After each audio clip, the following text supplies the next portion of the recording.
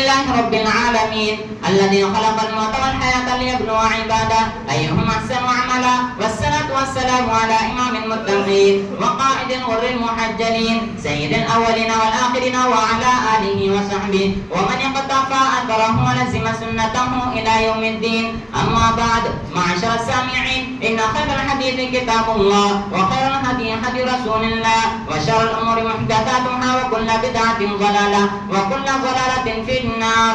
يا إخوة الأفاضل، يجب عليك أن تعمل أعمال تريد رضا الله تعالى حتى تكون مفلحا في هدفك، وتسعى لها سعي حتى يكون سعيك مشكورا.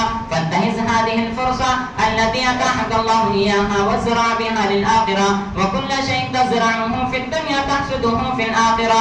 هذا ثم صل وسلم رحمكم الله على النبي المصطفى والرسول المجتبى والحبيب المرتضى كما أمركم بذلك المولى جل وعلا.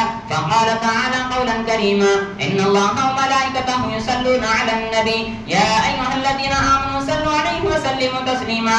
اللهم صل وسلم على عبدك ورسولك سيدنا محمد، وارض اللهم عن خلفائه الأربعة، خصوصا على أفضل البشر بعد الأنبياء بالتحقيق أمير المؤمنين أبي بكر الصديق رضي الله تعالى عنه، وعلى الناطق بالصدق والصواب والعدل بالكتاب أمير المؤمنين عمر بن الخطاب رضي الله تعالى عنه، وعلى كامل الحياء والإنقاذ وناشر الفرقان أمير المؤمنين عثمان بن عفان رضي الله تعالى عنه، وعلى صاحب السيف والقضاء وناشر العلم والهدى أسد الله الغالب أمير المؤمنين علي بن أبي طالب رضي الله تعالى عنه، وعلى الإمامين الهمامين السعيدين الشهيدين أبي محمد الحسن وأبي عبد الله الحسين رضي الله تعالى عنهما، وعلى عميه الشريفين المطهرين من الأدناس الحمزة والعباس رضي الله تعالى عنهما، وعلى أمهما سيدة النساء فاطمة الزهراء رضي الله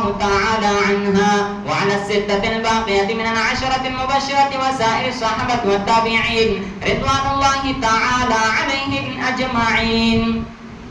اللهم ارض عنهم وعنا معهم بعفوك وكرمك وفضلك وجودك يا رب العالمين.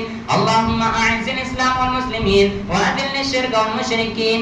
اللهم ارفع عنا الولاء والوباء والربا والزنا والزلازل والمحن وسوء الفتن ما ظهر منها وما بطن. اللهم انصر المجاهدين أينما جاهدوا. اللهم انصر المسلمين في فلسطين وفي غزة وفي الهند كما نصرت نبينا محمد صلى الله عليه وسلم في ميدان البدر. اللهم نجي المسلمين في الهند من الحكومات الظالمة والمشركة كما نجيت موسى على نبينا عليه الصلاة والسلام وقومه من فرعون وجنوده إنك على كل شيء قدير.